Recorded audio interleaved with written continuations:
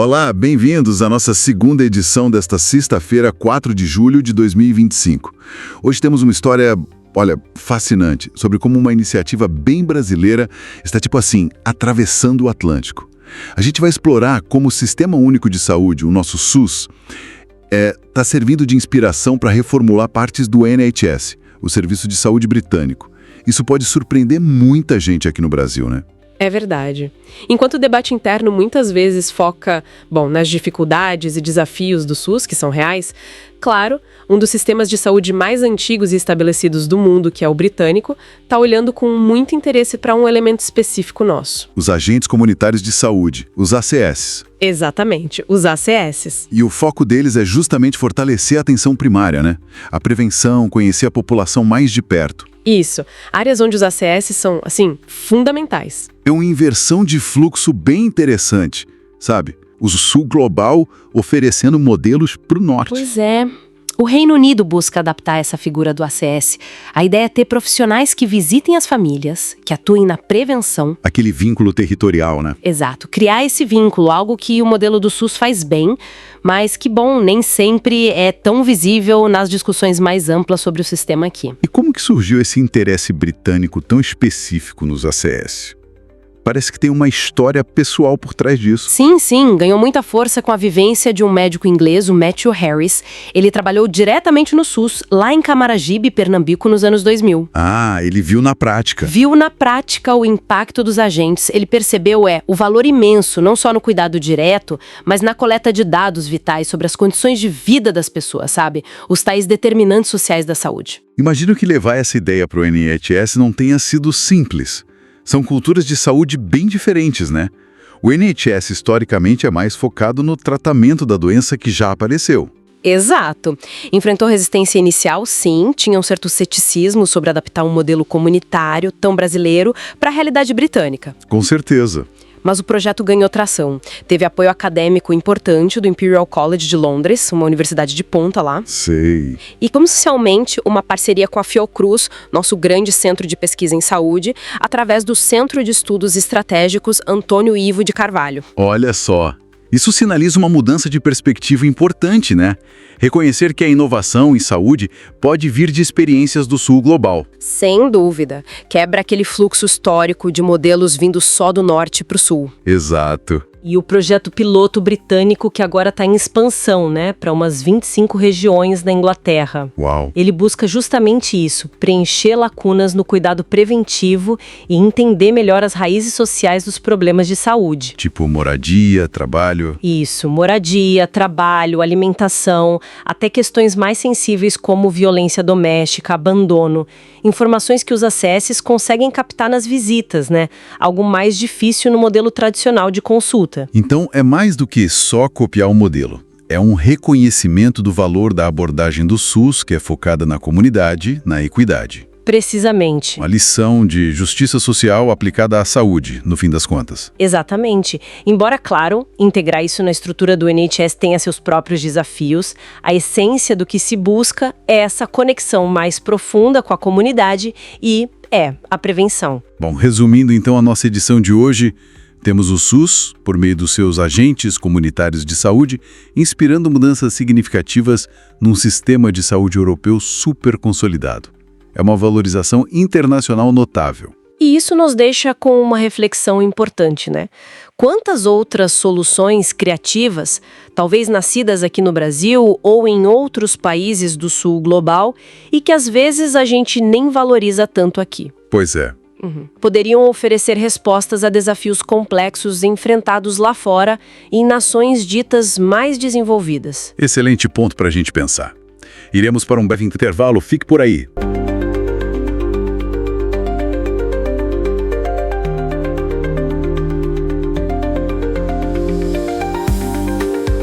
Bem-vindos e bem-vindas de volta. Olha, nesta parte da nossa edição, a gente vai fundo no impacto prático dessa inspiração estrangeira no SUS. Como é que a experiência brasileira está repercutindo lá fora mesmo? O que dá para aprender com isso? Exato. A ideia é essa, e além do que sai na manchete, Vamos dar uma olhada no que a imprensa internacional está dizendo. nos resultados mais concretos daquele projeto piloto lá no Reino Unido. Ah, sim, o piloto britânico. Isso. E também, claro, nas implicações socioculturais dessa troca que são fascinantes, né? Com certeza. Bom, começando então pela mídia de fora. A gente tem jornais de peso, tipo The Guardian, Financial Times, falando desse plano do Reino Unido de repaginar o NHS, o sistema deles. A ideia é sair de um sistema de doença, sabe, que só trata o problema depois que aparece, para um sistema de saúde mais preventivo. Em a inspiração citada, atenção básica brasileira. Exatamente. E o Telegraph até publicou matéria mostrando surpresa assim, com os resultados do SUS em áreas bem vulneráveis aqui no Brasil. E tem aquele relato, né? Acho que foi no Washington Post, muito marcante. Um jornalista americano que sofreu um acidente aqui. Eu lembro dessa história. Pois é, e ele descreveu como recebeu todo o atendimento gratuito, desde ambulância, exames super complexos, internação. Nossa! E ele fez questão de contrastar isso com a realidade lá dos Estados Unidos, né? Os custos, a burocracia toda. Essa história pessoal acabou humanizando muita discussão, sabe?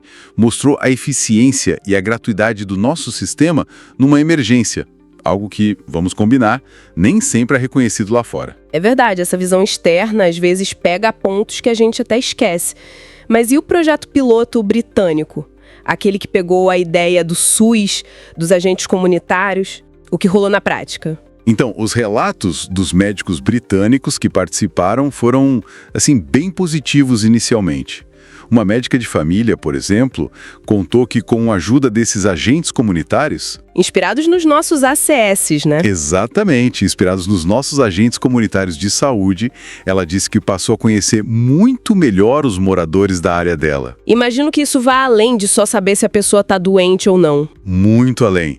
Permitiu que ela identificasse situações super delicadas que antes passavam totalmente batido pelo sistema formal. Tipo o quê? Olha, casos de abuso doméstico, crianças pequenas que eram as cuidadoras principais dos pais doentes. Situações bem complexas que precisam de uma resposta que junta saúde e assistência social, né? Nossa, que profundo. Pois é.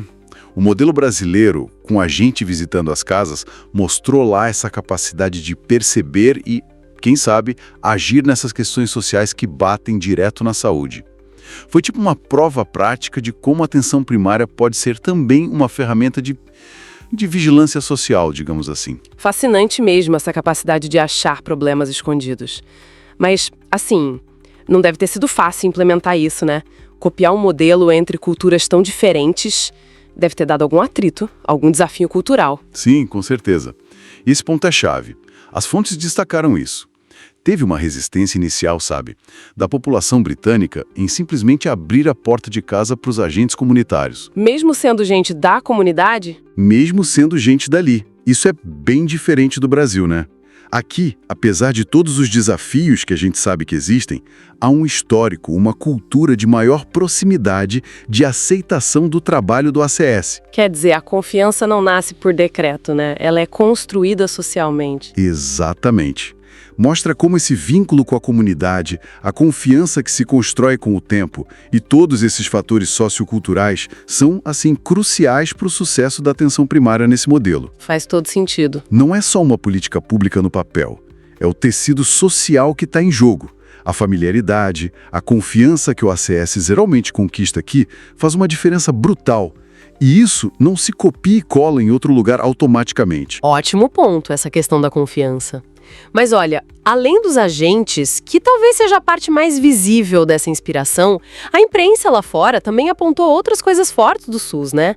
Acho que mencionaram o acesso a medicamentos. Correto. O mesmo artigo do Washington Post, aquele do jornalista acidentado, também mostrou surpresa com a quantidade e variedade de remédios que o Brasil oferece de graça pelo programa Farmácia Popular. Ah, sim. A variedade impressionou eles.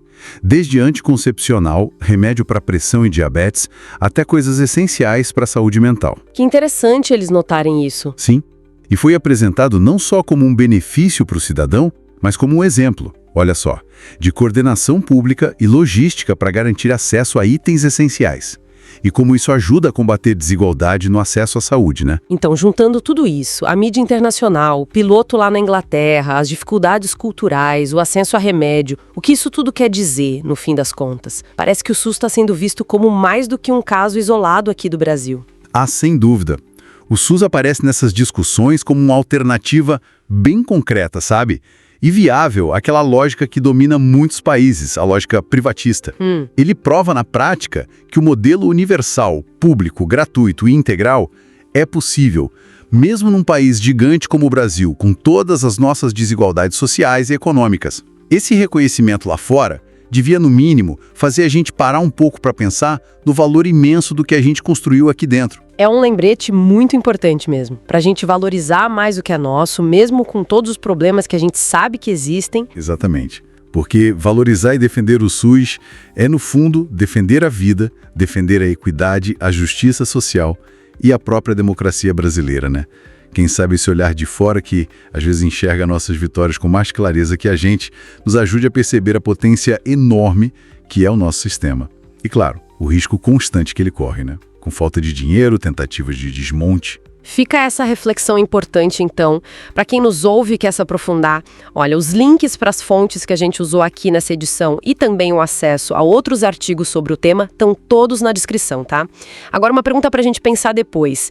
Se o nosso modelo de atenção primária inspira lá fora, que outras inovações sociais ou políticas aqui do Brasil, talvez meio escondidas, poderiam ter um impacto global se fossem mais conhecidas, hein? Fica a pergunta, um abraço bem carinhoso a todos que nos acompanham e pensam junto com a gente. E lembrem-se, o podcast vai ao ar de segunda a sexta, às 7 da manhã, meio-dia e 5 da tarde. E aos sábados, ao meio-dia. Até a próxima!